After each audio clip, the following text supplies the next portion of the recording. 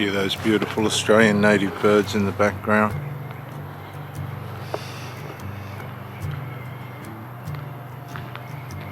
The tension, the stress, the confusion,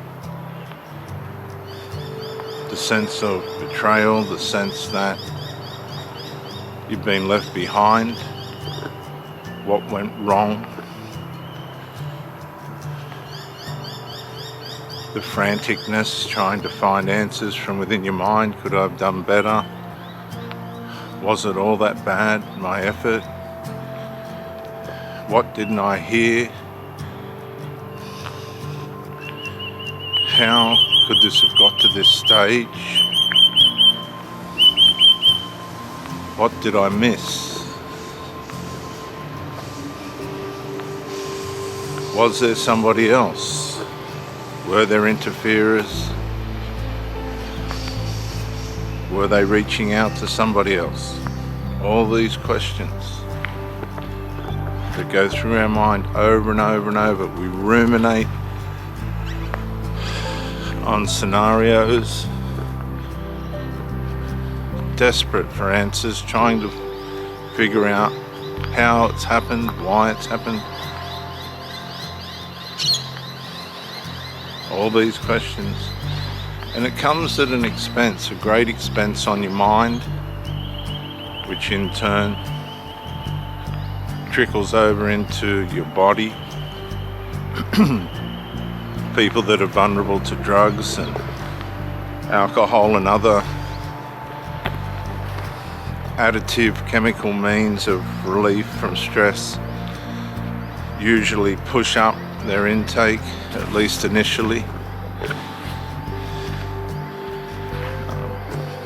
Then we go into a state where we need to share our story with whoever we can, trying to seek answers, and eventually people get tired of hearing our complaints. We just can't face what the truth of the fact of the matter was, and that could be that the person got tired of you, just got tired of you, their attraction diminished, and you got left behind as a consequence of that.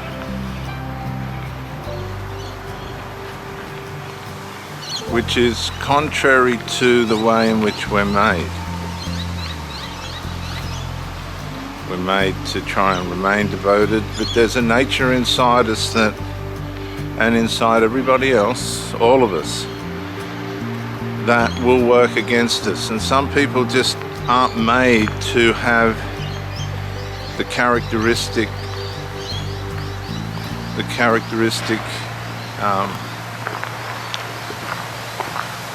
Goliath abilities to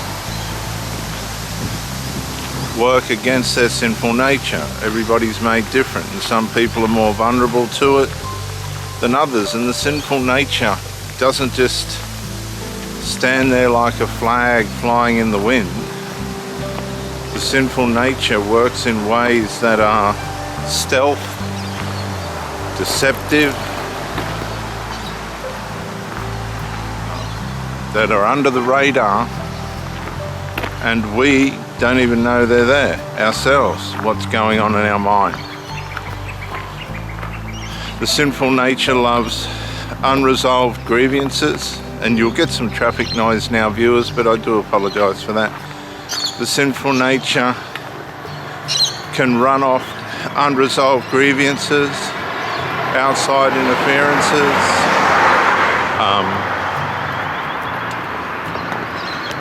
personal insufficiencies, characteristic personal insufficiencies. If you're a drug user or an alcohol user or some other substance type, people get tired of that because you become somebody else, and that gives people the shits after a while. You'll find that a lot of people are transactional. They'll try and meet people that have the same weaknesses that they have, same habits that they have, but that's no guarantee that things are going to work out the way in which we would hope. And so there's all these things that are against you before you start a relationship. The mind itself, the mind that we're given when we're born, and how that forms and the way we think. Have we interfered with it with chemicals and substances and alcohol and things like this? This is where we go wrong. This is where we run into trouble, because we alter our mind and lose an accurate perspective on what our values are. We misplace our values. We overvalue things that we shouldn't. We undervalue things that we shouldn't. Everything loses its edge.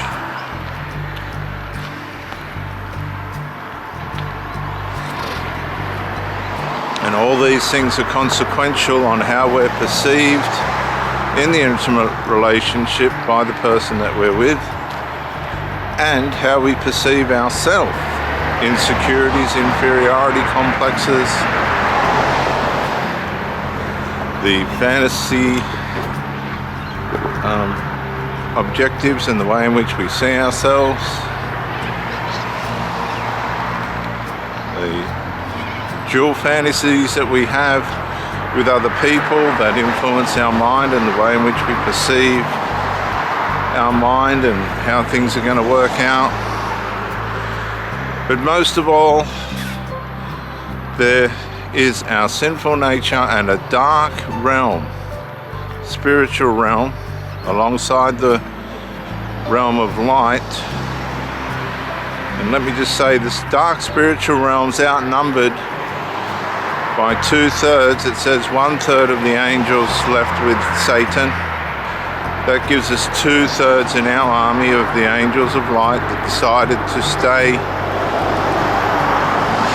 with God. Obviously, the angels can be influenced and are at the consequence of the decisions they make as well.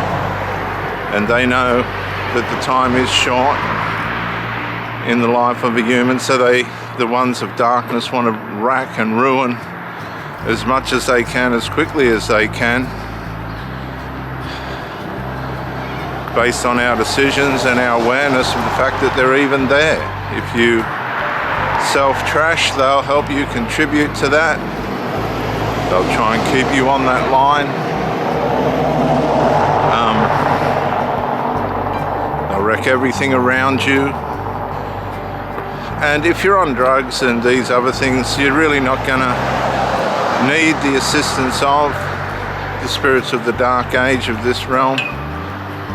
You'll be doing a good enough job on your own, but they will help you. They'll get on board and help you as well. So you've got all these things. Then you've got human interferences. And this can be through your children or the children of the partner that you're with.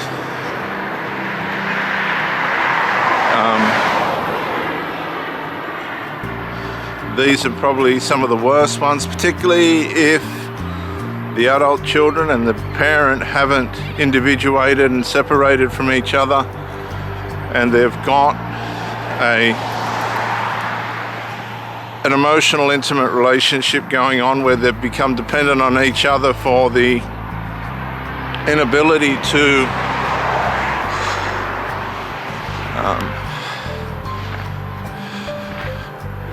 navigate intimacy with a stranger, someone outside the family. These things happen all the time. Children are an easy way of becoming interference. So these are some of these interferences, and you need to be aware of these things and don't allow them to pull you down, because there will be mental, spiritual, and physical consequences that may plague you, not just through that experience and at that time, but possibly, if you're not careful, for the rest of your life.